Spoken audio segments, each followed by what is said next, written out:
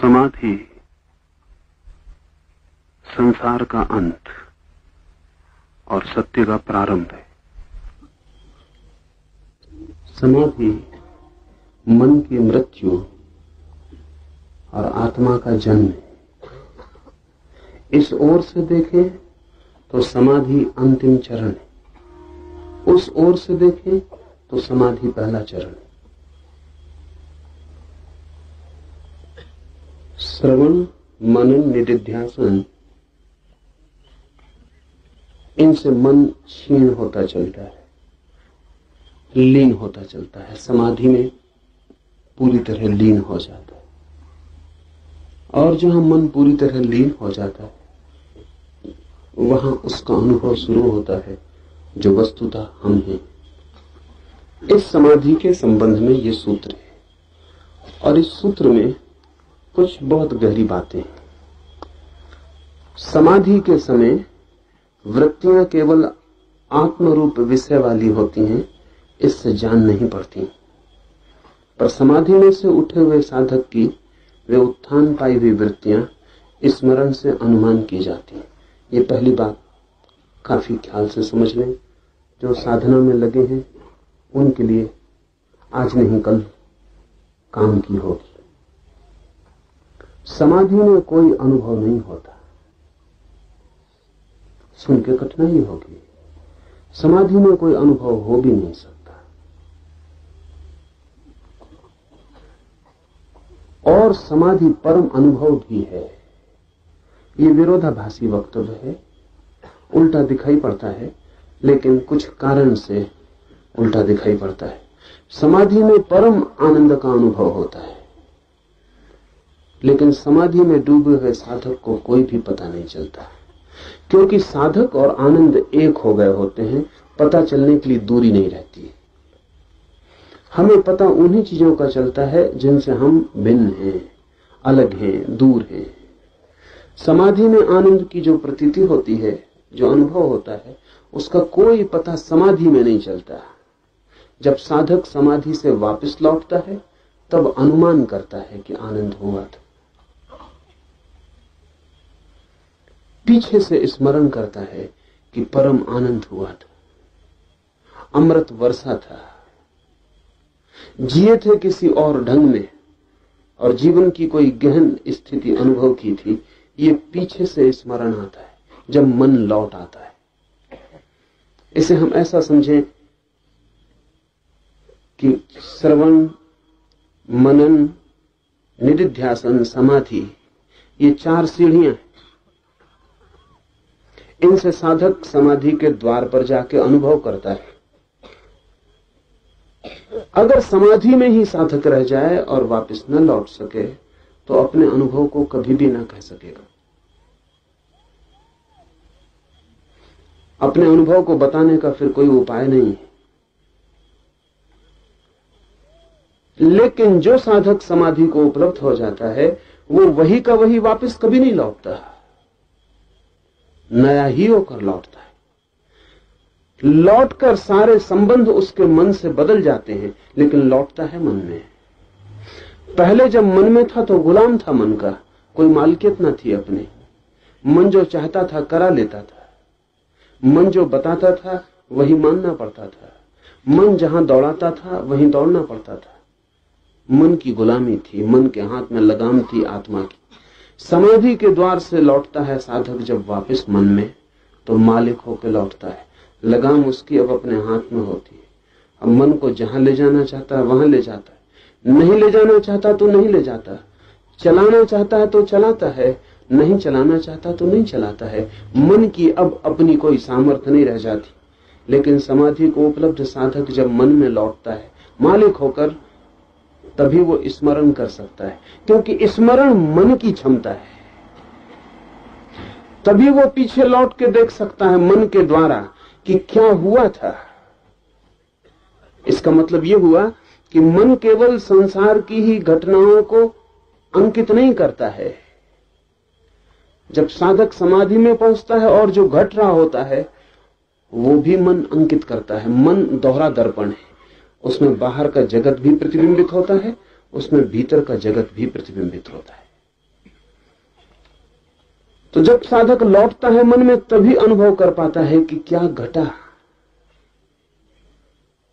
तो फिर वो 3 सीढ़ियों से लौटे तो ही अभिव्यक्ति कर सकता है। पहली सीढ़ी होगी साधक की समाधि से लौटते वक्त निदिध्यासन।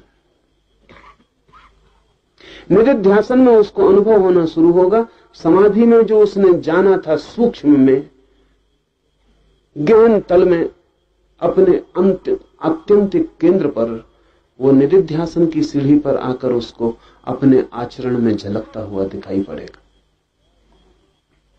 वो पैर उठाएगा तो पैर पुराना नहीं मालूम पड़ेगा, इस पैर में कोई नृत्य की ध्वनि समा गई। वो आंख उठा के देखेगा तो ये पुरानी आंख नहीं मालूम पड़ेगी, ताजी हो गई जैसे सुबह की ओस। उठेगा तो निर्भर मालूम पड़ेगा, जैसे आकाश में उड़ सकता है। भोजन करेगा तो दिखाई पड़ेगा कि भोजन शरीर में जा रहा है और मैंने कभी भी भोजन नहीं किया है। अब वो जो कुछ भी करेगा, समाधि से लौटा हुआ साधक निदिध्यासन की पहली सीढ़ी पर अपने आचरण में समाधि का प्रतिफलन देखेगा। सब जगह उसका आचरण दूसरा हो जाए।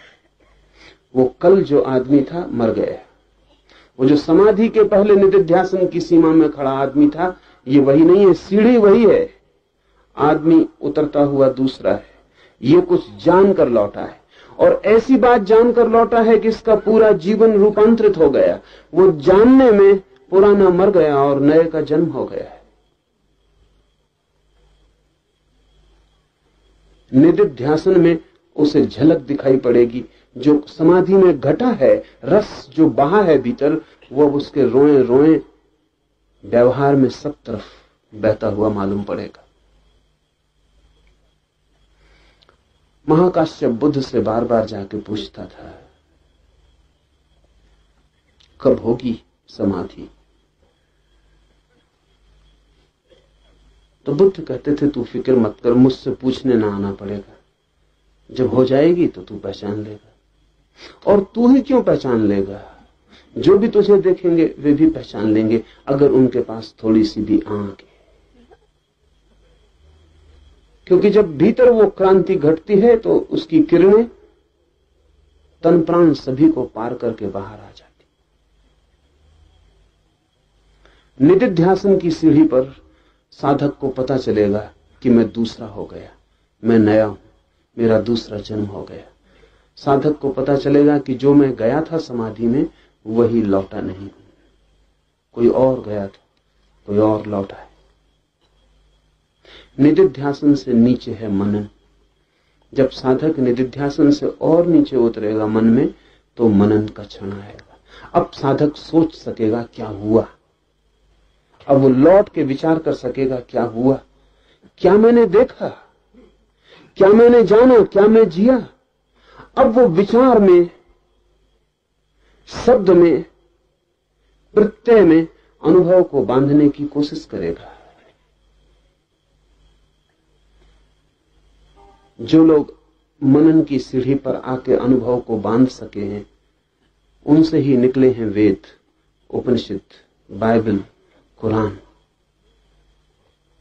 बहुत लोग समाधि तक गए, लेकिन जो जाना है उसे मनन तक वापस लौटाना बड़ा कठिन काम। ध्यान रखना, पहली यात्रा इतनी कठिन नहीं थी जो हमें बहुत कठिन मालूम पड़ रही है। इस दूसरी यात्रा से तुलना करें तो पहली यात्रा बहुत सरल थी। ये दूसरी यात्रा अति कठिन है। लाखों लोग समाधि तक पहुंचते हैं, उनमें से कुछ थोड़े से लोग वापस निदिध्यासन में खड़े हो पाते हैं, उनमें से भी कुछ थोड़े से लोग मनन तक उतर पाते हैं,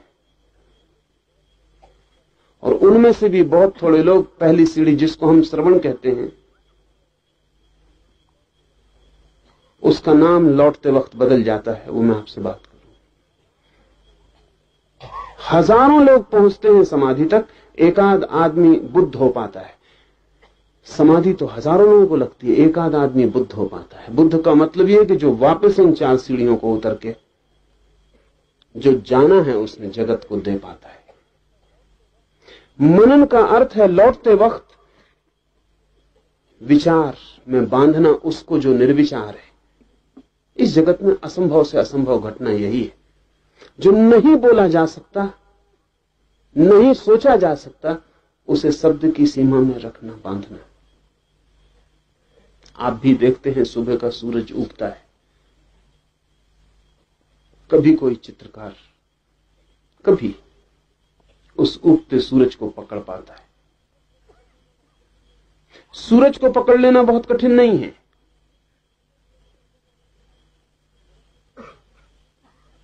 बहुत से चित्रकार बना लेंगे सूरज को, लेकिन उगते सूरज को पकड़ना कठिन है। वो जो उगने की घटना है, वो जो गुण है विकास का, वो जो उत्तरोत्तर बढ़ता हुआ है, वो भी चित्र में अंकित हो जाए और चित्र देख के ऐसा लगे कि सूरज अब बढ़ा आगे, अब उगा, अब उगा। वृक्ष को पकड़ लेना कठिन नहीं है, लेकिन जीवंतता को पकड़ लेना कठिन है। ऐसा लगे कि पत्ते अब हिल जाएंगे, हवा का जरा सा झोंका और फूल झड़ जाएंगे। वो बहुत कठिन है, वो बहुत कठिन है। और वही फर्क है फोटोग्राफी में और पेंटिंग में। फोटोग्राफी कितना ही पकड़ ले, मुर्दा ही पकड़ पाती है। कभी कोई पिकासो, कोई वान गाग, कोई सीसा पकड़ पाता है, वो जो जीवंतता है उसको।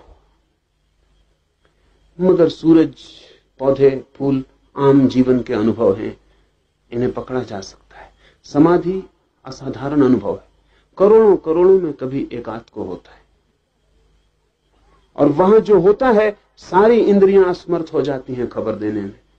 कान वहां सुनते नहीं, आंखें वहां देख नहीं सकती, हाथ वहां छू नहीं सकते, और अनुभव होता है अपरसीम, विराट जैसे टूट पड़े आपके छप्पर पर, सारा आकाश आ जाए आपके आंगन में तो जैसी मुसीबत हो जाए और कुछ सोच समझना पड़े, वैसा समाधि के क्षण में होता है। छोटा सा चेतना का अपना घेरा, उसमें सारा सागर उतर जाता है। कबीर ने कहा है कि पहले तो मैं समझा था कि बूंद सागर में गिर गई, जब होश आया तब पाया कि बात उल्टी हुई है, सागर बूंद में गिर गया। तो कबीर ने कहा है कि पहले तो सोचे थे कि कुछ ना कुछ बता ही देंगे लौटकर, वो भी कठिन मालूम पड़ा था। बूंद जब सागर में गिर जाएगी तो लौटेगी कैसे, वो भी कठिन मालूम पड़ा था। कठिन है ही। कबीर का वचन है, हेरत हेरत है सखी, रहया कबीर हिराई, बूंद समानी समुद्र में, सोकत हेरी जाई। वो जो गिर गई बूंद समुद्र में, अब उसे कैसे बाहर निकाले ताकि वो खबर दे सके कि क्या हुआ। ये तो कठिन था ही, लेकिन कबीर ने बाद में दूसरी पंक्तियां लिखी और पहली पंक्तियों को रद्द कर दिया और कहा कि भूल हो गई, जल्दी में, अनुभव नया था, ठीक से समझ ना पाए क्या हुआ, आदत पुरानी थी, उसकी वजह से उल्टा दिखाई पड़ गया। दूसरी पंक्तियां लिखी, हेरत हेरत है सखी, रहया कबीर हिराई, समुद्र समाना बूंद में, सोकत हेरी जाए। वो समुद्र जो है वो बूंद में समा गया है। बूंद को तो किसी तरह खोज भी लेते, समुद्र में गिर गई थी। तो ये उल्टा हो गया है, समुद्र पूरा का पूरा आके बूंद में गिर गया है। अब इस बूंद को हम खोजने भी जाएं तो कहां जाएं, इस बूंद का कोई पता नहीं चल सकता। तो समाधि के क्षण में जो जाना गया है, संसार में जो हमने जाना है, उसको पकड़ने के सारे उपकरण व्यर्थ हो जाते हैं। हम ही व्यर्थ हो जाते हैं, हमारा होना ही बिखर जाता है, और कोई बड़ा होना जिसकी कोई सीमा नहीं हम पर टूट पड़ता है। आकस्मिक मर जाते हैं हम। समाधि महामृत्यु है, मृत्यु से बड़ी, क्योंकि मृत्यु में तो मरती है केवल देह, मन बचा रह जाता है। समाधि में मर जाता है मन। पहली दफा हमारा सारा संबंध मन से टूट जाता है। पहली दफा हम मन के सारे धागों से विच्छिन्न और अलग हो जाते हैं, और हमारा सारा ज्ञान मन का था। इसलिए पहली दफे समाधि में हम परम अज्ञानी होकर खड़े होते हैं। इसे फिर से दोहरा दूं, समाधि में हमारा ज्ञान काम नहीं आता, क्योंकि ज्ञान सब सीखा था मन ने। वो मन रह गया बहुत पीछे, बहुत दूर। हम निकल गए मन से आगे। जो जानता था वो साथी नहीं है वहां। जो सब बातें समझता था, शब्द का, सिद्धांत का, जिसे बोध था, शास्त्र जिसे रच पच गए थे, वो बहुत पीछे छूट गया। वस्त्र ही नहीं छूट जाते, शरीर ही नहीं छूट जाता, मन छूट जाता है। जो हमारा गहरा सा गहरा अनुभव है वो सब पीछे पड़ा रह गया। मन से उछाल लगाकर साधक द्वार पर खड़ा हो गया समाधि के। अब जानने का उसके पास कुछ उपाय नहीं। समाधि के द्वार पर जो भी खड़ा होता है वो परम अज्ञानी की तरह खड़ा हो जाता, परम अज्ञानी की तरह। कुछ भी जानने का उपाय नहीं, जानने की व्यवस्था नहीं, जानने के साधन नहीं, सिर्फ जानना मात्र खड़ा रह जाता है। फिर लौट के खबर देना बड़ी मुश्किल है। कौन खबर दे, कौन खबर लाए, लेकिन खबर दी गई है। कुछ लोगों ने अथक चेष्टा की है, वे ही परम कारुणिक हैं इस जगत में, जिन्होंने समाधि के द्वार से लौटकर खबर दी। क्यों? क्योंकि समाधि से लौटने का भी भाव नहीं उठता है। समाधि से लौटना ऐसे ही है जैसे आप जो चाहते थे वो मिल गया, सब इच्छा पूरी हो गई, हलने डुलने का भी कोई कारण ना रहा, गति का कोई सवाल ना रहा, वहां से लौटना। कहते हैं बुद्ध को समाधि हुई तो 7 दिन तक वो नहीं लौटे। बड़ी मीठी कथा है। कथा है कि सारे देवता उनके चरणों में इकट्ठे हो गए और इंद्र रोने लगा और ब्रह्मा ने चरणों पर सिर पटका और कहा कि ऐसा मत करें, क्योंकि हम देवता भी तरसते हैं उस बात के लिए जो समाधि को जानने वाला लौट कर देता है। और कितने जन्मों से कितने कितने लोग प्रतीक्षा कर रहे हैं कि कोई हो जाए बुद्ध, लौट के खबर दे।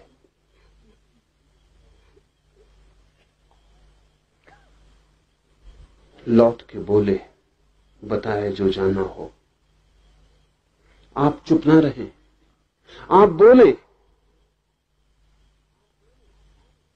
लेकिन बुद्ध ने कहा, बोलने वाला नहीं रहा, बोलने की कोई इच्छा नहीं रही। और फिर जो देखा है वो बोला जा सकता है, ये खुद ही भरोसा नहीं आता, तो सुनने वाले क्या समझ सकेंगे?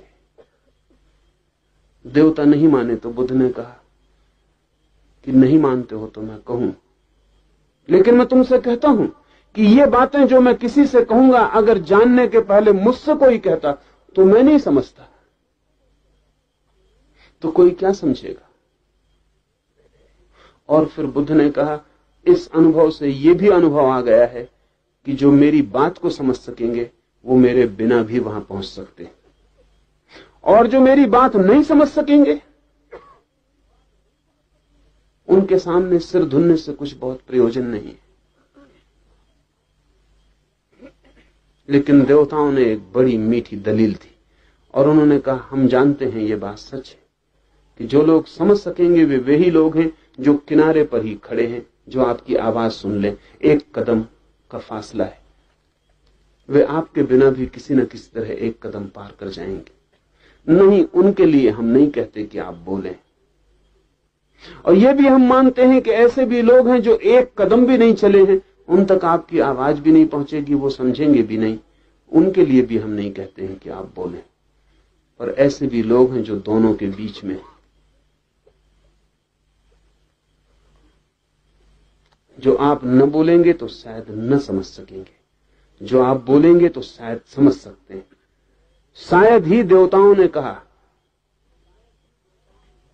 लेकिन उन्होंने एक बात और बुद्ध को कही कि ये जो शायद हैं, समझ लें शायद न समझें। अगर आप न बोले और एक भी समझ सकता व्यक्ति वो अगर इस कारण चूक गया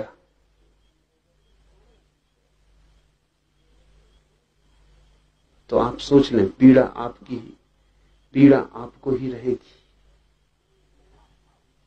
और ऐसा बुद्धों ने कभी नहीं किया है। तो बुद्ध बोले, समाधि के क्षण में ऐसा लगना बिल्कुल स्वाभाविक है कि अब कहीं कुछ कहना, सुनना, बताना व्यर्थ हो गया। किसको बताना है, किसको कहना है, किसको सुनना है। फिर भी कुछ लोग लौटे। मनन के सीढ़ी पर आकर ऐसे लोगों को बड़ी दुरूह घटना घटती है। और इसलिए महानतम कलाकार वे हैं, वे नहीं जो छंद गीत रच लेते, कलाकार हैं। वे भी नहीं जो चित्र मूर्तियां बना लेते हैं, कलाकार हैं। लेकिन महाकलाकार वे हैं जो समाधि के बिल्कुल अगोचर, अदृश्य अनुभव को गोचर और दृश्य शब्दों में मनन की सीढ़ी पर बांधते हैं, चेष्टा करते हैं कि किसी तरह कुछ इशारे पैदा किए जा सके, कुछ उपाय रचते हैं, कुछ विचार की श्रृंखला निर्मित करते हैं, कुछ विचार की व्यवस्था बनाते हैं जहां से आपको भी थोड़ी सी झलक, कम से कम मन के तल पर ही थोड़ी सी चोट, पुलक का अनुभव हो सके। लेकिन मनन भी बहुत लोग कर लेते हैं। वो आखिरी सीढ़ी जो है, जैसे हमने पहली दफे जाते वक्त श्रवण कहा था, वही सीढ़ी लौटते वक्त प्रवचन बन जाती है। वही सीढ़ी सुनना, बोलना, जाते वक्त जो सुनना था, राइट लिसनिंग थी, ठीक ठीक सुनना था, श्रवण था, लौटते वक्त वही राइट स्पीकिंग, ठीक ठीक बोलना बन जाता है। और ध्यान रहे, पहली सीढ़ी पर होता है शिष्य और इस लौटती हुई आखिरी सीढ़ी पर होता है गुरु। और इन दोनों के बीच जो मिलन है वो उपनिषद है, जहां सुनने वाला ठीक ठीक मौजूद है और जहां बोलने वाला ठीक ठीक मौजूद है। इन दोनों के बीच जो मिलन की घटना है वो उपनिषद है। उपनिषद शब्द का अर्थ है गुरु के पास रहकर जिसे जाना, गुरु के पास बैठकर जिसे सुना, पास होकर जो अनुभव में आया, निकटता में जिसकी ध्वनि मिली, सामीप्य में जिसका स्पर्श हुआ। उपनिषद का अर्थ है पास बैठकर, पास होकर, निकटता पाके। तो शिष्य हो कान सुनना और गुरु रह जाए सिर्फ वाणी, सुनने वाला ना हो, बोलने वाला ना हो। यहां हो सिर्फ वाणी, वहां हो सिर्फ सुनने की क्षमता, तब उपनिषद घटता है। ये सूत्र कहता है समाधि में वृत्तियां केवल आत्मरूप विषय वाली होती हैं। आनंद का अनुभव हो, मौन का अनुभव हो, शांति का अनुभव हो, शून्य का अनुभव हो, मुक्ति का अनुभव हो, लेकिन ये कोई अनुभव समाधि में सीधे पकड़े नहीं जा सकते। इससे जान नहीं पड़ती, ये वृत्तियां जान नहीं पड़ती हैं। पर समाधि में से उठे हुए साधक की वे उत्थान पाई हुई वृत्तियां स्मरण से अनुमान की जाती हैं। तो बुद्ध भी ऐसा नहीं कह सकते कि ऐसा ही है समाधि में, वो भी इतना ही कहते हैं ऐसा मेरा अनुमान है कि समाधि में ऐसा है। इसलिए महावीर तो अपनी वाणी में स्यात लगाकर ही बोलते हैं। वो कहते हैं स्यात वहां आनंद है। इससे कुछ कोई ये ना समझ ले कि महावीर को पता नहीं। वाणी से ऐसी लगता है कि महावीर भी अगर कहते हैं कि स्यात, तो इनको भी संदेह है। कुछ संदेह के कारण नहीं, अत्यंत सत्यनिष्ठा के कारण। महावीर की सत्यनिष्ठा इतनी अछूती और इतनी कुंवारी है कि वैसी सत्यनिष्ठा खोजनी मुश्किल है। तो महावीर ये कहते हैं कि जिस मन से मैं अब ये जान रहा हूं, वो मन वहां मौजूद नहीं था। ये दूर से मौजूद न था। मन चश्मदीद गवाह नहीं, दूर था। अनुमान किया है इसने, इन्फर किया है, सोचा है। घटना घटी थी दूर, जैसे हम यहां बैठे हों और गौरी शंकर के शिखर पर जमी हुई बर्फ को हम देख सकते हैं यहीं बैठे।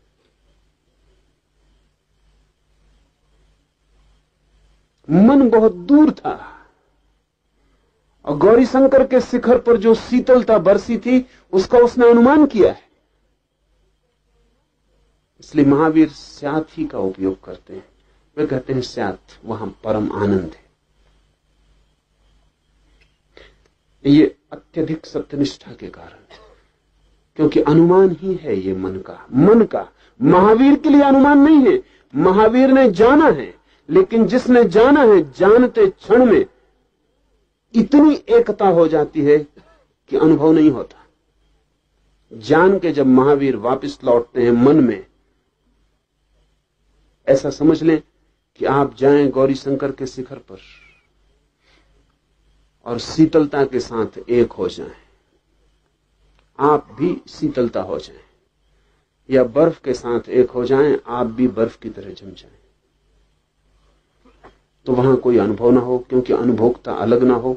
फिर आप उतरें और नीचे जमीन पर आकर अपनी दूरबीन उठा के फिर गौरी शंकर को देखें, तो वो जो गूंजता हुआ अनुभव रह गया है भीतर, जो जाना था, लेकिन निकटता इतनी थी कि जानने लायक दूरी न होने से जान नहीं जा सका था। अब इस दूरी पर पर्सपेक्टिव, परिप्रेक्ष्य मिल गया। अब अपनी दूरबीन मन की उठाकर वापस देखा है। अब अनुमान होता है कि परम शीतलता थी, कि परम शुभ्र बर्फ का विस्तार था, कि कैसी ऊंचाई थी, कि सारा गुरुत्वाकर्षण खो गया था, कि उड़ जाते आकाश में ऐसे पंख लग गए थे, कि कितना शुद्ध था आकाश, की कैसी नीलिमा थी, कि बादल भी सब नीचे छूट गए थे। निरभ्र शून्य आकाश रह गया था। लेकिन ये सब जमीन पर खड़े होकर पुनर्विचार है। इसलिए सूत्र कहता है स्मरण से अनुमान की जाती है। इस अनादि संसार में करोड़ों कर्म इकट्ठा कर लिए जाते हैं, पर इस समाधि द्वारा वे नष्ट हो जाते हैं और शुद्ध धर्म बढ़ते हैं। इस दूसरे सूत्र में दो शब्द बड़े कीमत के हैं, कर्म और धर्म।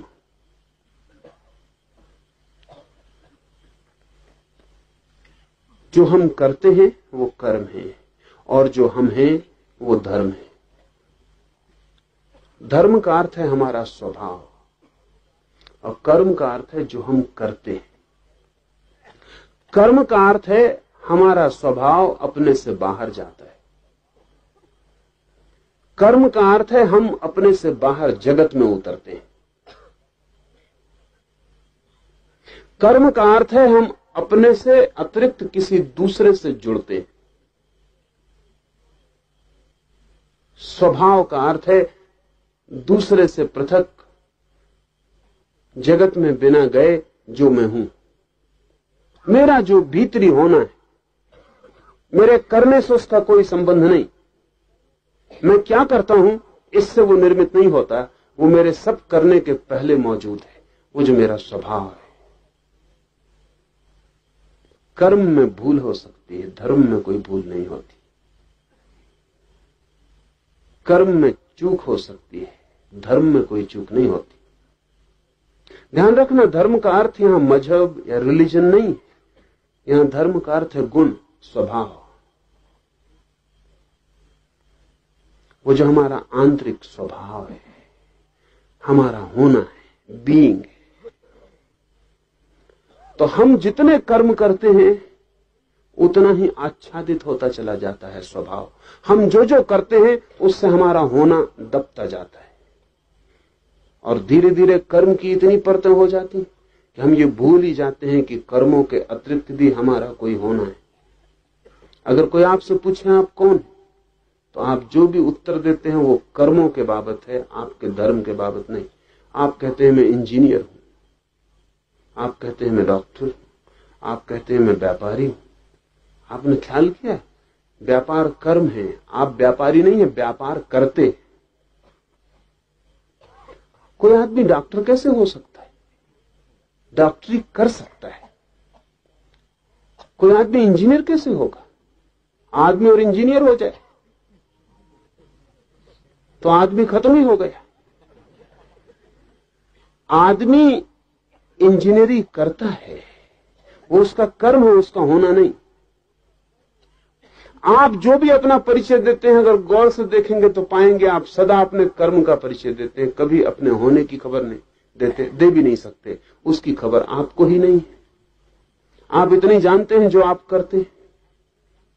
करने का आपको पता है कि मैं क्या करता हूं, क्या कर सकता हूं, मैंने पीछे क्या किया है और आगे मैं क्या करने के योग्य हूं, यही आप खबर देते हैं। जो सर्टिफिकेट लेके आप घूमते हैं, आप क्या कर सकते हैं उसकी खबर देते हैं, आप क्या हैं उसकी नहीं। अगर आप कहते हैं मैं साधु हूं तो उसका मतलब यह है कि आप साधुता करते हैं। कोई कहता है मैं चोर हूं, उसका मतलब वो चोरी करता है। एक का कर्म साधुता है, एक का कर्म चोरी है। लेकिन होना क्या है, आपके भीतर क्या है? जब आप पैदा नहीं हुए थे मां के पेट से, तब साधु क्या था, चोर क्या था, इंजीनियर क्या था, डॉक्टर क्या था? मां के पेट में अगर इनसे कोई पूछता कौन हो तो बड़ी मुश्किल में पड़ जाते, क्योंकि इंजीनियर थे नहीं तब, डॉक्टर थे नहीं तब, व्यापार कुछ किया नहीं था। मां के पेट में अगर कोई पूछता कौन हो भीतर, तो कोई उत्तर नहीं आ सकता था कि आ सकता था, कोई उत्तर नहीं आ सकता था।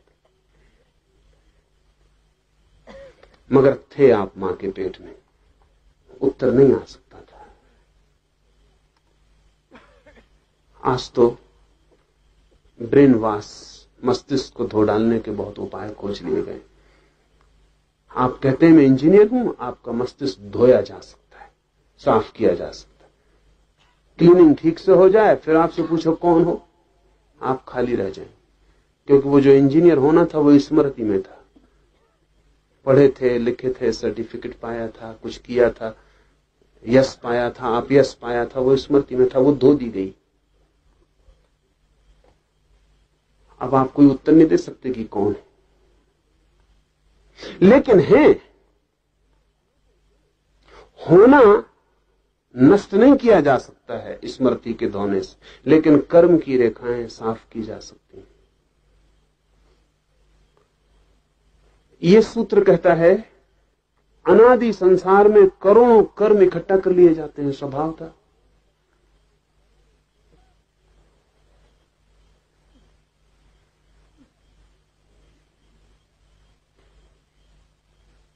प्रतिदिन प्रतिपल कर्म इकट्ठे किए जा रहे हैं। उठते हैं, बैठते हैं, श्वास लेते हैं, कर्म हो रहा है। सोते हैं, स्वप्न देखते हैं, कर्म हो रहा है। कोई आदमी कर्म छोड़ के भाग नहीं सकता, क्योंकि भागना भी कर्म है। कहां जाइएगा? जंगल में बैठ जाएंगे, जाके बैठना भी कर्म। आंख बंद कर लेंगे, आंख बंद करना भी कर्म। कुछ भी करिए, जहां करना है वहां कर्म है। तो प्रतिपल न मालूम कितने कर्म किए जा रहे हैं, वो उनकी छाया, उनकी स्मृति, उनकी रेखा, उनका संस्कार भीतर छूटता जा रहा है। जो भी आप कर रहे हैं वो आपके होने पर इकट्ठा होता जा रहा है। जैसे कि रिकॉर्ड पर ग्रूव बन जाते हैं, फिर ग्रामोफोन की सुई लगा के चलाएं तो जो जो भर गया है रिकॉर्ड की रेखाओं में, वो पुनरुज्जीवित होकर प्रकट होने लगता है। ठीक आपका मन आपके सब कर्मों की संग्रहित संहिता है, सब इकट्ठा है। जो जो आपने किया है उस सब के आपके ऊपर रेखाएं खिंच गई हैं, और ये रेखाएं अनंत जन्मों की हैं। ये भार बड़ा है, और आप करीब करीब उसी को फिर दोहराते रहते हैं। करीब करीब आपकी हालत घिसे रिकॉर्ड जैसी है कि सुई फंस गई, चलाए जा रहे, वही लकीर दौड़ रही बार बार। क्या कर रहे हैं आप? कल भी वही किया, आज भी वही किया, परसों भी वही किया था, कल भी वही करिएगा। वही क्रोध, वही लोभ, वही मोह, वही काम, वही सबका सब। घिसे रिकॉर्ड, फंस गई सुई, निकल नहीं पाती गड्ढे से, वही आवाज बार बार दिए जाती। इसलिए तो जिंदगी में इतनी ऊब है, इतनी बोर्डम है, होगी ही, क्योंकि नया कुछ होता नहीं। सुई आगे बढ़ती ही नहीं। लौट के देखें आपकी 30-40 साल की जिंदगी, क्या किया है आपने? एक ही रिकॉर्ड बजा रहे हैं।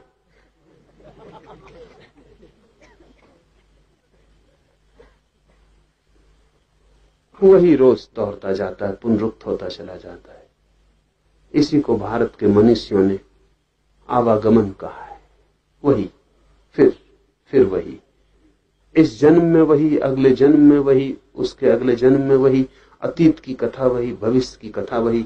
वही काम वासना है, वही प्रेम, वही क्रोध, वही घृणा, वही मित्रता, वही शत्रुता, वही धन का कमाना, वही मकान बनाना, और फिर सब करके एक दिन पाना कि हवा का झोंका आया और वो जो ताश का महल बनाया था गिर गए।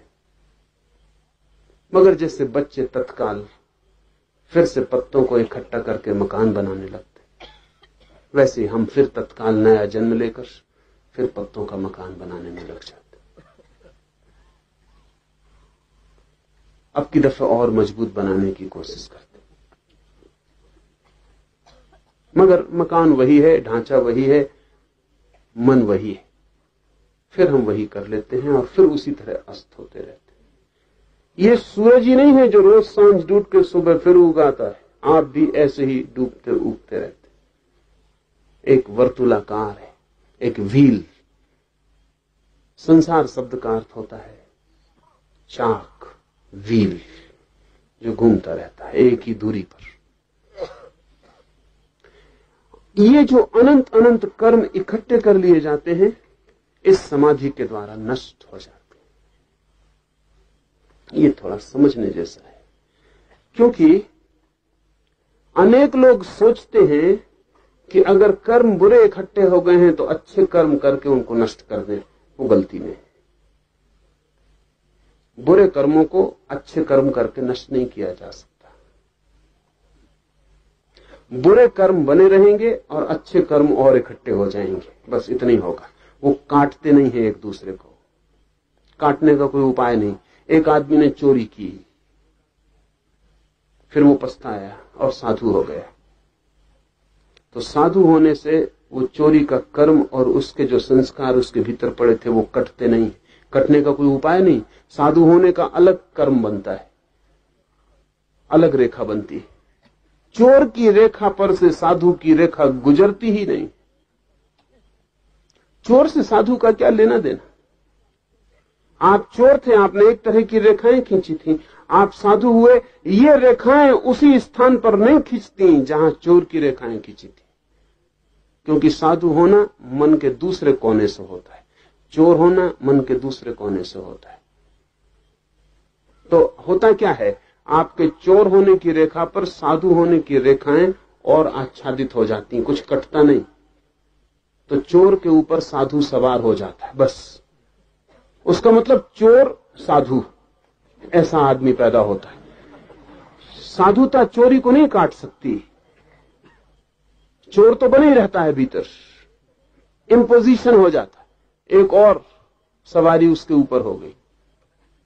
तो चोर भी ठीक था एक लिहाज से और साधु भी ठीक था एक लिहाज से। ये जो चोर और साधु की खिचड़ी निर्मित होती है, ये भारी उपद्रव है, ये सतत आंतरिक कलह है, क्योंकि वो चोर अपनी कोशिश जारी रखता है और ये साधु अपनी कोशिश जारी रखता है। और हम इस तरह न मालूम कितने कितने रूप अपने भीतर इकट्ठे कर लेते हैं, जो एक दूसरे को काटते नहीं, जो पृथक ही निर्मित होते हैं। इसलिए यह सूत्र कहता है कि समाधि के द्वारा वे सब कट जाते हैं। कर्म से कर्म नहीं कटता, अकर्म से कर्म कटता है। इसको ठीक से समझ लें, कर्म से कर्म नहीं कटता, कर्म से कर्म और भी सघन हो जाता है, अकर्म से कर्म कटता है। और अकर्म समाधि में उपलब्ध होता है, जबकि कर्ता रह ही नहीं जाता। जब हम उस चेतना की स्थिति में पहुंचते हैं जहां सिर्फ होना ही है, जहां करना बिल्कुल नहीं है, जहां करने की कोई लहर भी नहीं उठी कभी, जहां मात्र होना अस्तित्व ही रहा है सदा, जहां बीइंग है, डूइंग नहीं, उस होने की क्षण में अचानक हमें पता चलता है कि कर्म जो हमने किए थे वो हमने किए ही नहीं थे। कुछ कर्म थे जो शरीर ने किए थे, शरीर जाने। कुछ कर्म थे जो मन ने किए थे, मन जाने। और हमने कोई कर्म किए ही नहीं थे। इस बोध के साथ ही समस्त कर्मों का जाल कट जाता है। आत्मभाव समस्त कर्मों का कट जाना है। आत्मभाव के खो जाने से ही वहम होता है कि मैंने किया। एक आदमी चोरी कर रहा है, या तो शरीर करवाता है या मन करवाता है। कुछ लोगों के शरीर इस हालत में हो जाते हैं कि चोरी करनी पड़ती है। एक भूखा आदमी है, शरीर चोरी करवा देता है। आत्मा कभी कोई चोरी नहीं करती। भूख है, पीड़ा है, परेशानी है, बच्चा मर रहा है और दवा नहीं, और एक आदमी चोरी कर लेता है। ये शरीर के कारण हुई चोरी है। अभी तक हम फर्क नहीं कर पाए शरीर के चोर और मन के चोरों में, क्योंकि शरीर का चोर अपराधी नहीं है। शरीर के चोर का मतलब है कि समाज अपराधी है। मन का चोर अपराधी है। मन का चोर अलग चीज है। कोई जरूरत नहीं, घर में तिजोरी भरी, लेकिन एक पैसा सड़क पे पड़ा हुआ मिल जाए तो उठा के जेब में रख लेता है। ये जो आदमी है ये मन का चोर है। मतलब इनकी कोई शारीरिक शरीर इनसे नहीं कह रहा है चोरी करो। इनका लोभ, इस एक पैसे से इनका कुछ बढ़ेगा भाई नहीं, लेकिन फिर भी कुछ तो बढ़ेगा ही। एक पैसा भी बढ़ेगा। करोड़ रुपए हो और एक पैसे को भी उठाने की नीयत बनी रहे, यह है असली अपराधी। लेकिन ये पकड़ में नहीं आता। पकड़ में वो शरीर का अपराधी आ जाता है। यह है असली अपराधी, क्योंकि कोई कारण नहीं है शरीर के तल पर भी कि ये चोरी करे, लेकिन ये चोरी कर रहा है। चोरी करना इसकी आदत है। चोरी में इसका रस है। मनोविज्ञान एक बीमारी की बात करता है, क्लेप्टोमेनिया। एक बीमारी होती मन की। अधिक लोग उसके बीमार हैं। कुछ लोगों को मनोविज्ञान पकड़ता है जो बहुत ज्यादा बीमार हो जाते। मैं एक प्रोफेसर को जानता रहा हूं, पैसे वाले थे, सुविधा संपन्न थे, सब कुछ था। एक ही लड़का था। वो लड़का क्लेप्टोमेनियाक था। उसको चोरी की बीमारी थी, तो वो कुछ भी चुरा लेता था। इससे कोई संबंध नहीं था कि वो क्या है। आपके घर में गया, एक बटन टूटी पड़ी, फौरन वो खीसे में कर लेगा। उसका कोई उपयोग नहीं है। एक सुई मिल जाए पड़ी, वो मार। किताब देख रहा है आपकी, एक पन्नी फाड़ के खीसे में रख लेगा। उन्होंने मुझे कहा कि क्या करना है इसका। और कोई ऐसी भी चोरी करके नहीं लाता है कि लगे कि भाई कोई चोरी कर रहा है। कुछ भी ले आता है। और लड़का एमए में पढ़ता था, होशियार लड़का था। तो मैं उस लड़के से थोड़ा संबंध बनाया, तो उसने मुझे ले जाके अपनी अलमारी दिखाई। उस अलमारी में उसने जो जो चीजें कभी चुराई सब रखी हुई थी। उन पर साथ साथ चिट्ठियां लगी हुई थी कि किसको धोखा दिया, किसके घर से मार के लाए। इस बात का अभी तक पता नहीं चल सका किसी को। वो इसका रस ले रहा था। बटन उठा लाया आपके घर की, उस पर लिखा हुआ था कागज पर कि ये फलां आदमी के घर से बटन लाया हूं। और वो आदमी सामने बैठा था, लेकिन अंदाज भी नहीं हुआ कि ले गया। अब ये रस और तरह का, इसका शरीर से कोई लेना देना नहीं है। या तो शरीर की चोरी है या मन की चोरी। आत्मा की कोई चोरी नहीं। तो जिस दिन आप आत्मा में प्रवेश करते हैं, उसी दिन अचानक आप पाते हैं कि वो चोरी तो मैंने कभी की ही नहीं थी। वो कर्म मैंने किए नहीं, मैं उन कर्मों में केवल मौजूद था। ये सच है कि मेरे बिना वे कर्म नहीं हो सकते थे, ये भी सच है कि मैंने वे कर्म नहीं किए थे। तो मन विज्ञान एक शब्द का प्रयोग करता है, वो कीमती है। विज्ञान में एक शब्द प्रयोग किया जाता है, कैटालिटिक एजेंट। अगर आप पानी को तोड़ें तो उसमें से उदजन और ऑक्सीजन मिलती है और कुछ नहीं मिलता। H2O उसका फॉर्मूला है। 2 परमाणु उदजन के, 1 ऑक्सीजन का, उनसे मिलके पानी बनता है। तो आप 2 अनुपात में उदजन और 1 अनुपात में ऑक्सीजन मिला के पानी बनाना चाहें तो भी बनेगा नहीं। ये बड़े मजे की बात है। अगर पानी को तोड़ें तो 2 अनुपात उदजन 1 अनुपात ऑक्सीजन मिलती है। स्वभावतः अगर आप 2 अनुपात उदजन और 1 अनुपात ऑक्सीजन को मिलाएं तो पानी बनना चाहिए, लेकिन पानी बनता नहीं। तो एक और चीज है जिसकी मौजूदगी की जरूरत पड़ती है, वो भीतर प्रवेश नहीं करती लेकिन सिर्फ उसकी मौजूदगी में घटना घटती है, वो है बिजली। इसलिए आकाश में जब बिजली चमकती है वो कैटालिटिक एजेंट है, उसकी वजह से पानी बनता है। जो बिजली चमकती है उसकी मौजूदगी जरूरी है, वो कुछ करती नहीं, वो पानी में प्रवेश नहीं होती। हाइड्रोजन और ऑक्सीजन को आप रख दें और बीच में बिजली कौंधा दें, पानी बन जाएगा। फिर पानी को तोड़ें तो बिजली नहीं निकलेगी, सिर्फ हाइड्रोजन और ऑक्सीजन निकलेगी। उसका मतलब यह हुआ कि बिजली भीतर प्रवेश नहीं करती पानी के निर्माण में, लेकिन पानी निर्मित नहीं हो सकता बिजली की बिना मौजूदगी के। इस खास घटना को विज्ञान कहता है कैटालिटिक एजेंट। ऐसी उपस्थिति जिसके बिना घटना नहीं घटेगी, फिर भी वो वस्तु घटना में भीतर प्रवेश नहीं करती। तो आप चोरी नहीं कर सकते हैं बिना आत्मा के। आत्मा कैटालिटिक एजेंट, उसकी मौजूदगी जरूरी। शरीर अकेला, लाश कहीं कोई चोरी करने नहीं जाती। लाश के खीसे में भी पैसा रख दें तो भी हम उसको चोरी नहीं कहेंगे। लाश का चोरी से क्या संबंध, क्योंकि लाश कर्म ही नहीं कर सकती। अकेला मन भी चोरी करने नहीं जाता। अकेला मन कितने ही सोचे चोरी नहीं कर सकता, और अगर भीतर आत्मा ना हो तो सोच भी नहीं सकता। आत्मा की मौजूदगी जरूरी है, तब चोरी घटती है।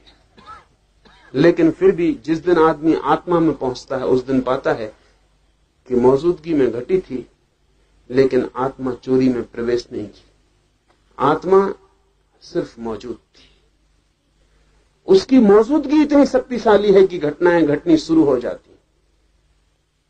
एक चुंबक पड़ा है, लोहे के टुकड़े खींच रहे हैं। आपसे आज सोचते होंगे चुंबक खींच रहा है, तो आप गलती में। चुंबक का होना ही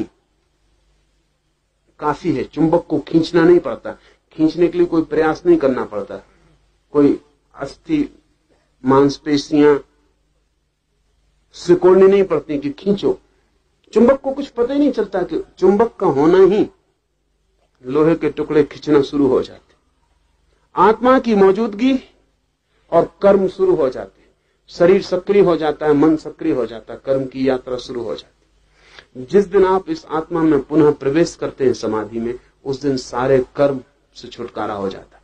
इसलिए नहीं कि वो उन्होंने आपको बांधा था, बल्कि इसलिए कि उन्होंने कभी बांधा ही नहीं था और आप अपने तक कभी पहुंचे नहीं थे कि समझ पाते कि मैं अनबंधा हूं।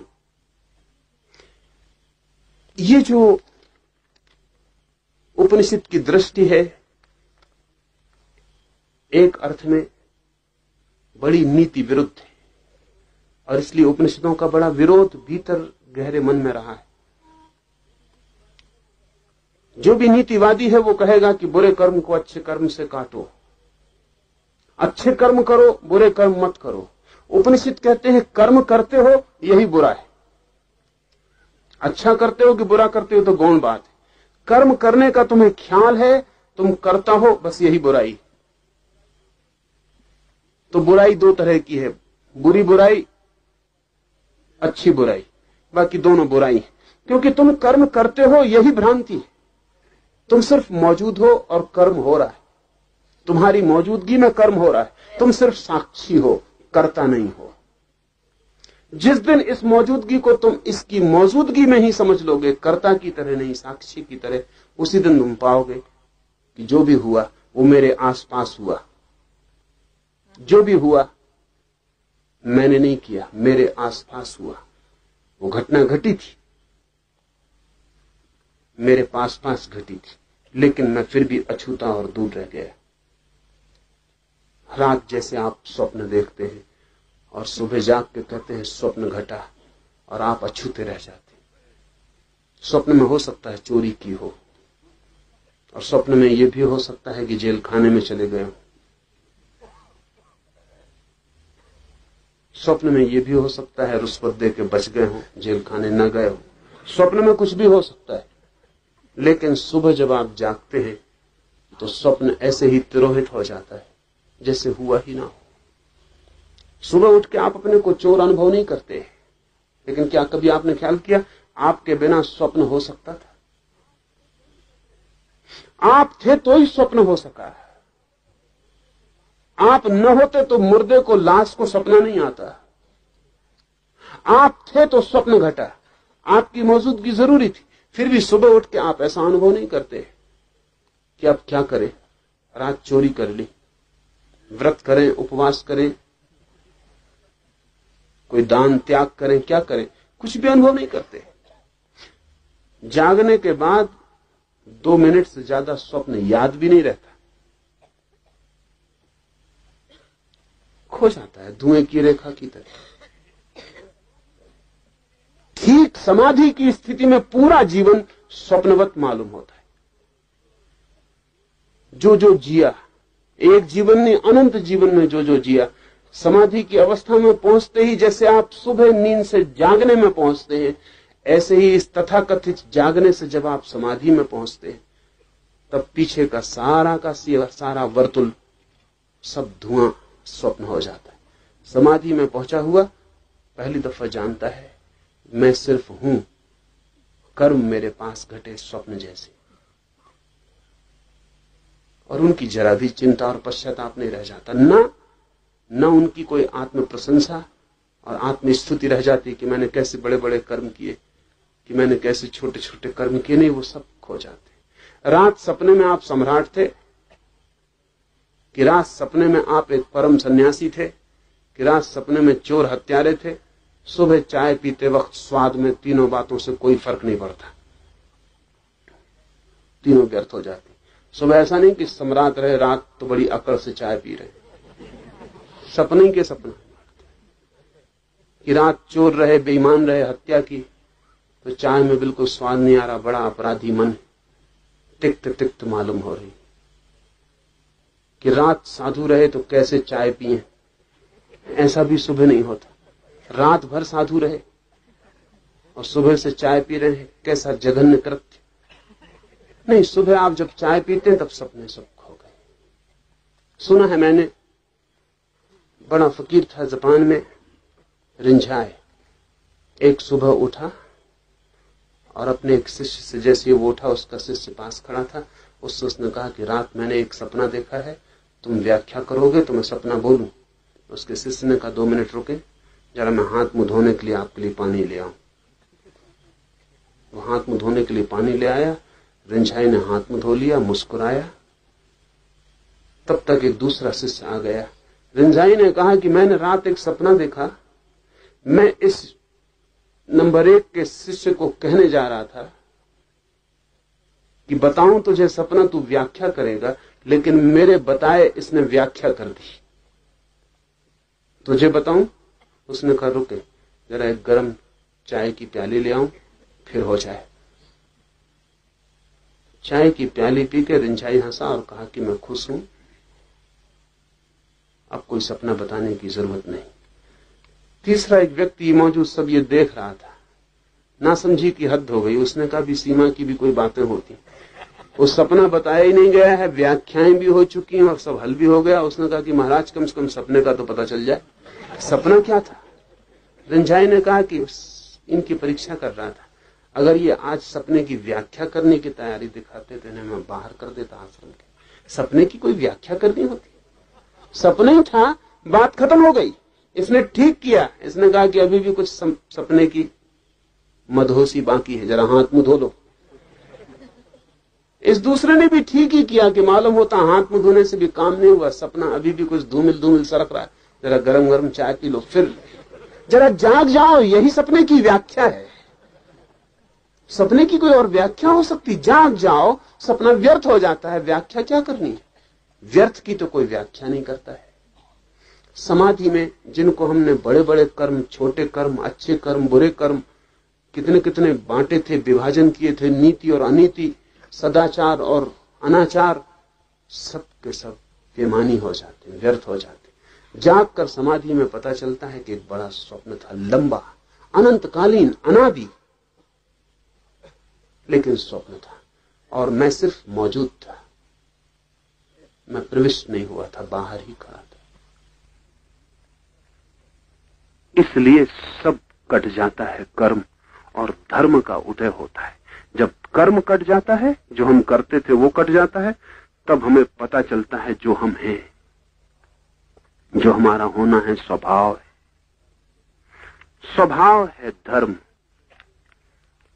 उत्तम योगवेता इस समाधि को धर्म मेघ कहते हैं, क्योंकि वह मेघ की तरह धर्म रूप हजार धाराओं की वर्षा करती है। धर्म मेघ बड़ा प्यारा शब्द है। मेघ तो हमने देखे, आषाढ़ आता है और मेघ गिर जाते हैं आकाश में,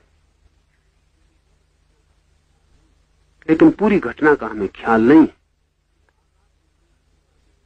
वो जो आकाश में मेघ गिर जाते हैं आषाढ़ में और मोर नाचने लगते हैं और जमीन जगह जगह दरारें बन जाती है, ओंठ खोल देती है, अपने हृदय तक पानी की बूंदों को पी जाने के लिए अपने द्वार तोड़ देती है सब तरफ से। और प्यासी धरती बहुत दिन से प्रतीक्षा में थी। प्यासे वृक्ष तड़फ रहे थे मछलियों की तरह, जैसे रेत में किसी ने उनको फेंक दिया हो। फिर गिरते हैं बादल और फिर उन काले मेघों की छाया में वर्षा शुरू हो जाती और एक नृत्य सारी प्रकृति पर और एक गीत सारी प्रकृति पर छा जाता है। धर्म मेघ ऐसी ही आषाढ़ की भीतर घटी घटना है, ऐसी कि जन्मों जन्मों से प्राण प्यासे थे, दरारें पड़ गई थी, कोई प्यास बुझाने वाला पानी न मिला था। पीते थे पानी, उससे प्यास केवल बढ़ती थी, बुझती नहीं थी। बहुत पानी पिए और बहुत घाटों की यात्रा की और न मालूम क्या क्या खोजा और पकड़ा, लेकिन सब बार आशा निराशा हुई, हाथ कुछ लगा नहीं। वो धरती पूरे प्राणों की फटी प्यासी अभीप्सा से भरी। समाधि के क्षण में पहली दफा उसके ऊपर मेघ गिरते। समाधि के क्षण में पहली दफा आषाढ़ आता है भीतर।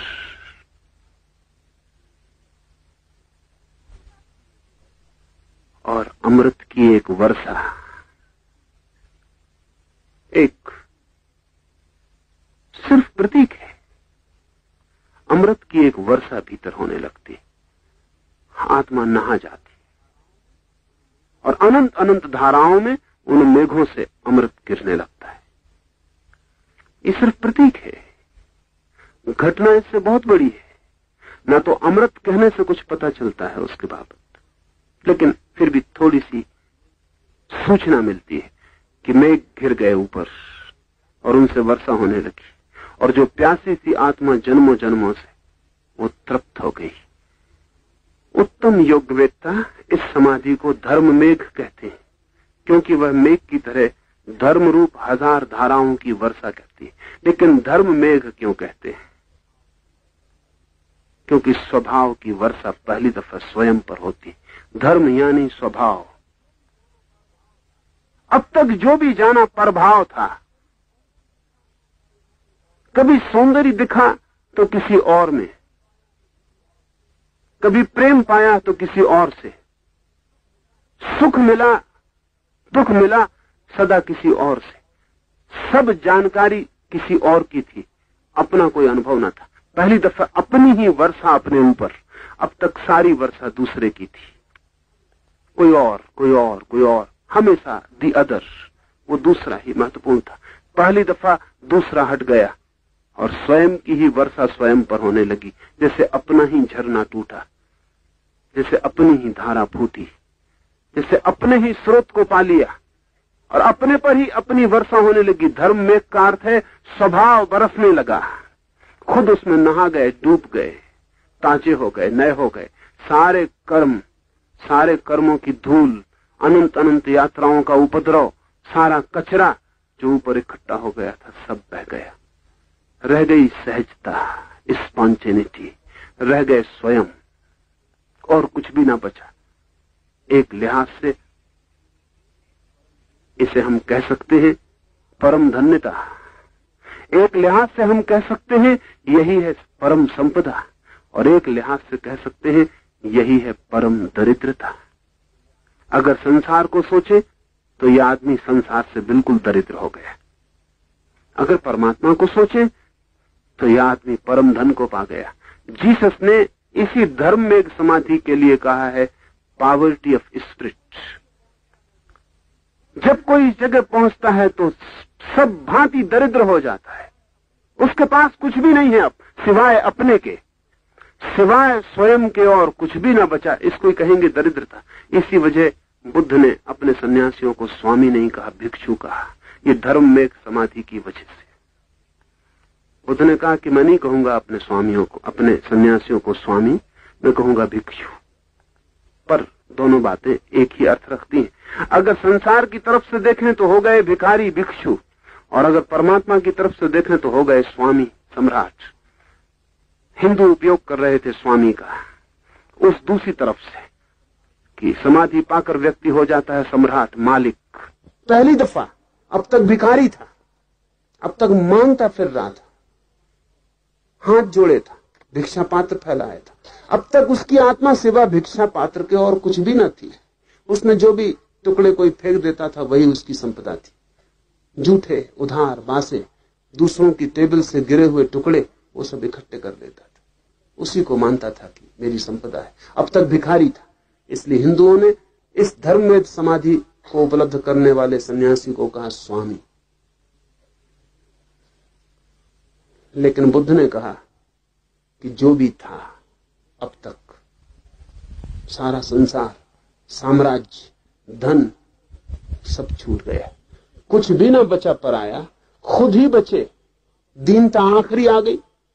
जब आप अकेले हो, कुछ भी ना हो, कपड़ा लगता भी नहीं, मकान भी अपना नहीं, जमीन भी अपनी नहीं, कुछ भी अपना नहीं, सिर्फ खुद ही बचे। इससे ज्यादा दरिद्र भिखारी के पास भी खुद से कुछ ज्यादा होता है। थोड़ा होता होगा लेकिन होता है, खुद से कुछ ज्यादा, एक लंगोटी सही, लेकिन वो भी संपदा होती। एक भिखारी भी इतना भिखारी नहीं है कि अकेला ही हो, कुछ भी ना हो। बुद्ध ने अपने भिक्षु को कहा कि संसार इस तरह छूट जाए तुमसे कि कुछ भी ना बचे, संसार की रेखा भी ना बचे, तुम बिल्कुल भिखारी हो जाओ संसार की दृष्टि में। और ये दोनों बातें एक हैं। संसार की तरफ से जो हो जाए भिखारी, आत्मा की तरफ से हो जाता है स्वामी। आत्मा की तरफ से जो हो जाए स्वामी, संसार की तरफ से हो जाता है भिखारी। इसीलिए भिक्षु को हमने इतना आदर दिया जितना हमने किसी स्वामी को कभी नहीं दिया। हमने भिक्षु को उस सिंहासन पर बिठा दिया जहां हमने किसी सम्राट को कभी नहीं बिठाया। भिक्षु आदृत हो गया शब्द। कभी कभी भाषा में भी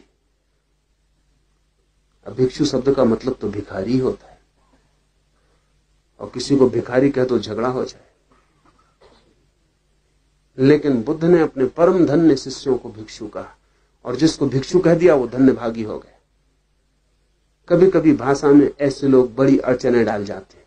बुद्ध जैसे लोग भाषा को अस्त व्यस्त कर जाते हैं। भिखारी का मतलब साफ था, खराब कर दिया, नया ही अर्थ दे दिया। भिक्षु हो गया सम्राट। सम्राट भिक्षु के पैरों में गिरे तो ये भिक्षु परम गरिमा हो गई। धर्म मेघ समाधि एक तरफ से बना देगी भिखारी, एक तरफ से बना देगी सम्राट।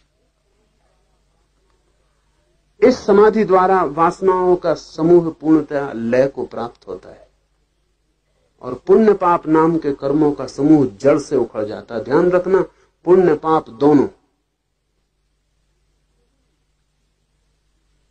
यही उपनिषद के चिंतना की गहराई है। पुण्य पाप दोनों का समूह, वो अच्छा किया था वो भी, जो बुरा किया था वो भी, दोनों का समूह जड़ से कट जाता। ये मत सोचना कि परमात्मा के पास जब पहुंचेंगे तो अपने पुण्य का बैंक बैलेंस साथ लिए रहेंगे कि धर्मशाला बनवाई थी एक, क्या हिसाब रखा उसका,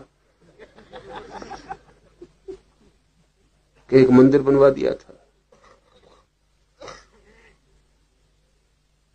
कि इतने ब्राह्मणों को भोजन करवा दिया था।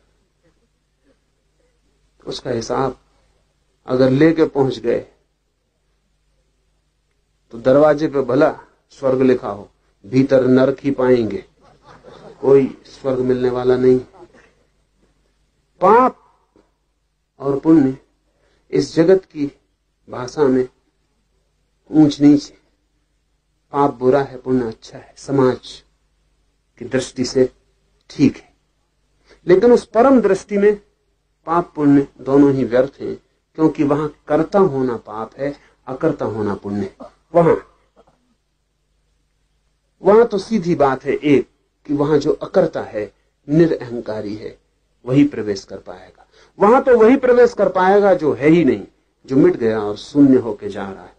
अगर थोड़े से भी आप हैं तो रास्ता बहुत सकरा है, आप प्रवेश न कर पाएंगे। जीसस का वचन, उसका आध्यात्मिक अर्थ कभी भी नहीं किया गया। असल में पश्चिम के पास आध्यात्मिक अर्थों की खोज करने की क्षमता नहीं, इसलिए जो भी अर्थ होता है वो सांसारिक हो जाता है।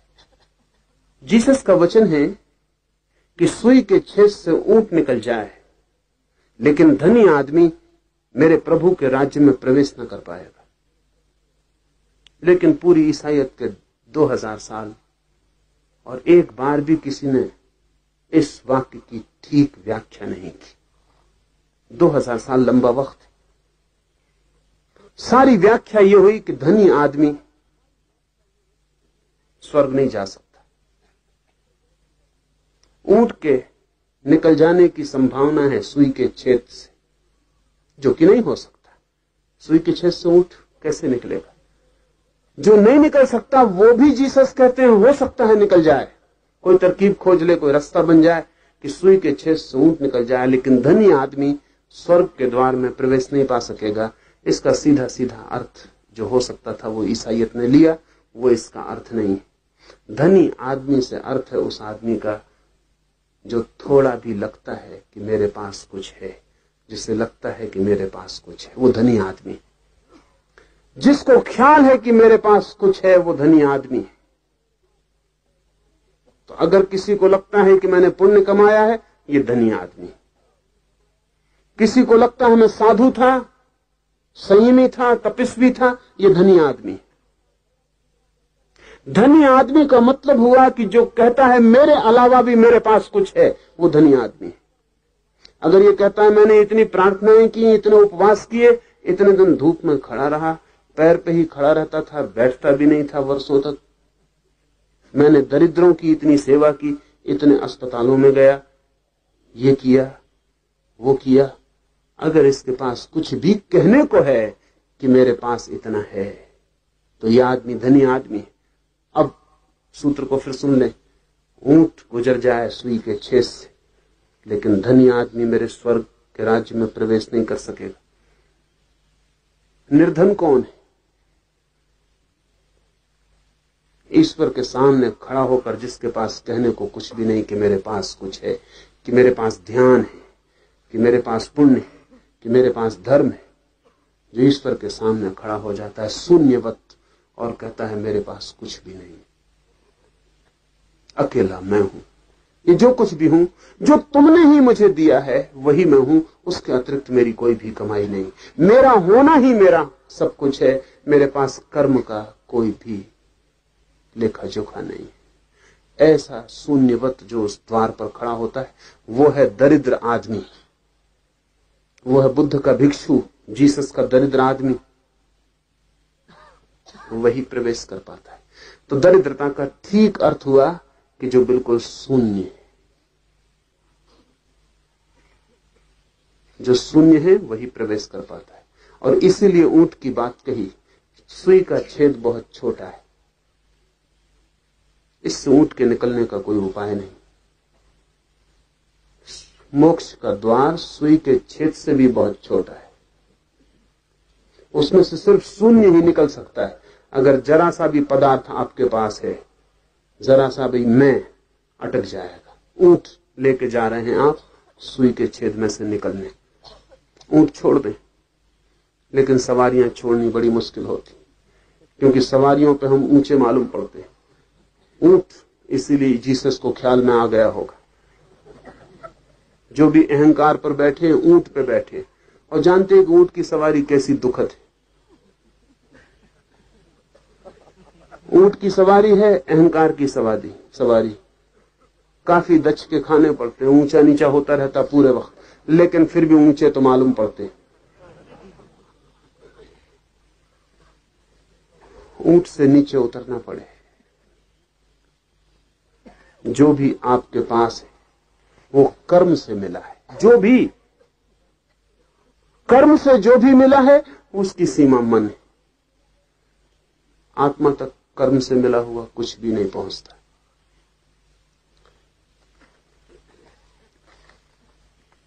समस्त समूह वासना का हो जाता है नष्ट, पुण्य पाप नाम के कर्म जड़ से उखड़ जाते हैं।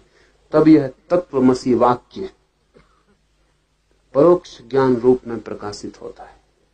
तब पहली दफा अनुभव होता है कि क्या है ये ऋषि वचन तत्वमसी, वह तू ही है, दैट आर्ट दाउ। ये क्या है? इसका पहली दफा परोक्ष अनुभव होता है। परोक्ष अभी भी ये साफ साफ दिखाई नहीं पड़ता, अभी भी लगता है, स्पर्श होता है, अनुमान होता है, अभी भी सीधा साक्षात्कार नहीं होता। ये धर्म में की जब वर्षा हो जाती है ऊपर, जब चित्त बिल्कुल शून्य हो जाता है और दरिद्रता परम हो जाती है और आदमी भीतर एक शून्य हो जाता है, तब पहली दफा इस तत्वमसी महावाक्य का कि तू ब्रह्म ही है परोक्ष अनुभव होता है। गजब के लोग हैं उपनिषद के ऋषि। अभी वो कहते हैं अभी भी सीधा साक्षात्कार नहीं होता, अभी भी ऐसा होता है कि जैसे हम आंख बंद किए बैठे हों और किसी के पैरों की ध्वनि सुनाई पड़े और हमें लगे कि कोई आता है। ये परोक्ष दिखाई ना पड़ता हो, अंधेरा हो और किसी के गीत की कड़ी गूंज जाए और हमें लगे कोई गाता है, दिखाई ना पड़े, तो परोक्ष। परोक्ष का मतलब है अभी ठीक आमना सामना नहीं हुआ, अभी पास ही कहीं प्रतीति हो रही है। धर्म मेघ की वर्षा के बाद जो पहली घटना होती है वह तत्वमसी वाक्य की परोक्ष प्रतीति कि ठीक कहा है ऋषियों ने, कि ठीक कहा है उपनिषद ने, कि वो जो वचन सुना था, वो जो श्रवण में सुना था, मनन में सोचा था, निदिध्यासन में साधा था, समाधि में एकता पाई थी, अब धर्म मेघ की वर्षा पर पता लगता है ठीक ही कहा था, ठीक ही कहा था। ये परोक्ष है, किसी ने कहा था, आज पता चलता है, उसका स्वाद आता है, लगता है ठीक ही कहा था। परोक्ष ज्ञान रूप में प्रकाशित होता है। और फिर जब ये परोक्ष ज्ञान स्थिर हो जाता है और इसमें किसी तरह की कहीं कोई जरा सी भी लहर नहीं रह जाती विपरीत की, बिल्कुल निसंदिग्ध ठहर जाता है, आस्था बन जाती, तब फिर हाथ में रखे आंवले की तरह अपरोक्ष ज्ञान को उत्पन्न करता है। और जब ये परोक्ष ज्ञान बिल्कुल स्थिर हो जाता है, प्राणों की पूरी शक्ति कहती है, अनुभव करती है कि ठीक कहा था ऋषियों ने, तत्वमसी वह तू ही है। जब इसमें कहीं भी कोई लहर भी इसके विपरीत नहीं रह जाती। जब पूरा पूरा ये असंदिग्ध मालूम होने लगता है, लेकिन परोक्ष, तब जैसे हाथ में कोई फल को रख दे आंवले के, ऐसा ये तत्वमसी वाक्य प्रत्यक्ष हो जाता है, अपरोक्ष हो जाता है। तब फिर ऐसा व्यक्ति ये नहीं कहता कि ऋषियों ने जो कहा ठीक। ऐसा व्यक्ति तब कहता है, अब मैं कहता हूं तत्वमसी। परोक्ष ज्ञान में यह आदमी कहता कि ऋषियों ने कहा है इसलिए मैं कहता हूं कि ठीक है। प्रत्यक्ष ज्ञान में यह आदमी कहेगा मैं कहता हूं यह ठीक है, इसलिए ऋषियों ने भी ठीक ही कहा होगा। इस फर्क को ठीक से ख्याल में ले लें। परोक्ष ज्ञान में प्रमाण था वेद, ऋषि, ज्ञान, शास्त्र, उससे ही श्रवण से शुरू की थी यात्रा।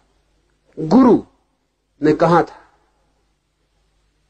इसलिए ठीक ही कहा होगा, इस आस्था से खोज चली थी। परोक्ष था तब तक जब तक गुरु ने कहा है ठीक ही कहा होगा, और जो गुरु को जानता है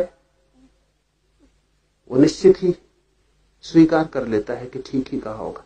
बुद्ध के पास कोई रहा हो और बुद्ध कहें तत्वमसी, जिसने बुद्ध को जाना है वो सोच भी नहीं सकता, उसे कुछ भी पता नहीं है कि ये वाक्य ठीक है या नहीं, लेकिन बुद्ध को जानता है, इसलिए बुद्ध जो कहते हैं वो प्रमाण हो जाता है।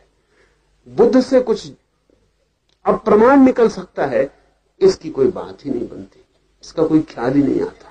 जो गुरु के पास रहा, गुरु को जाना है, गुरु का वचन उसे प्रमाण है, लेकिन गुरु का ही वचन प्रमाण है। ये परोक्ष है, दूसरे के द्वारा आया है। पहली प्रतीति तो यही होगी जब बुद्ध का साधक पहुंचेगा समाधि में, तो हाथ जोड़कर बुद्ध के चरणों में सिर झुकाएगा, कहेगा ठीक कहा था, जो कहा था वो जाना। लेकिन जब ये प्रतीति और गहरी होगी और डूबेगा, तो स्थिति बिल्कुल बदल जाएगी। तब वो कहेगा कि मैं जानता हूं कि मैं वही हूं, और अब मैं कहता हूं कि चूंकि मेरा अनुभव कहता है कि ठीक है, इसलिए गुरु ने जो कहा था वो ठीक है। अब प्रमाण बन जाता है व्यक्ति स्वयं, व्यक्ति बन जाता है स्वयं शास्त्र। ऐसे व्यक्तियों को हमने बुद्ध, तीर्थंकर, अवतार कहा है, जो व्यक्ति स्वयं प्रमाण है, जो ये नहीं कहते कि ऐसा वेद में लिखा है इसलिए सही, जो कहते हैं ऐसा मैंने जाना इसलिए सही, और अगर वेद भी ऐसा कहते हो तो मेरे जानने के कारण वेद भी सही, और अगर ऐसा न कहते हो तो वेद गलत। अगर ऐसा न कहते हो तो वेद गलत। अब कसौटी अपना ही अनुभव है, अब अपना ही निकष उपलब्ध हो गया है। ये सिद्धावस्था है। समाधि जब परोक्ष ज्ञान से अपरोक्ष ज्ञान में प्रवेश करती है तो सिद्धावस्था हो जाती है। ऐसी अवस्था को पाया हुआ व्यक्ति ही अगर लौटे समाधि, निधिध्यासन, मनन, प्रवचन तक, तो हमें खबर मिलती है उस जगत की। इसलिए अगर हमने शास्त्रों को इतना आदर दिया है तो उसका कारण यही है कि वे उन लोगों के वचन हैं जिनके पास रहने वाले लोगों ने उनसे वचन सुने थे और पाया था कि ये जो आदमी कहता है गलत कह ही नहीं सकता। फिर भी ऐसे लोग कहते नहीं कि हम जो कहें मान लो। बुद्ध कहते हैं सोचना, विचारना, मनन करना, निधिध्यासन करना, साधना, और फिर तुम्हें अनुभव में आए तो ही मानना। बुद्ध कहते हैं मैं कहता हूं इसलिए मत मानना, बुद्ध कहते हैं इसलिए मत मानना, शास्त्र कहते हैं इसलिए मत मानना, खोजना। और जब स्वयं का अनुभव बन जाए तो गवाह बन जाना। समाधि को उपलब्ध व्यक्ति साक्षी हो जाता है समस्त शास्त्रों का, ज्ञाता नहीं, साक्षी। पंडित ज्ञाता होता है, समाधिस्थ साक्षी होता है। पंडित कहता है कि शास्त्र ठीक कहते हैं क्योंकि तर्क में जचती है बात। समाधिस्थ कहता है शास्त्र ठीक कहते हैं क्योंकि मेरा भी अनुभव यही है।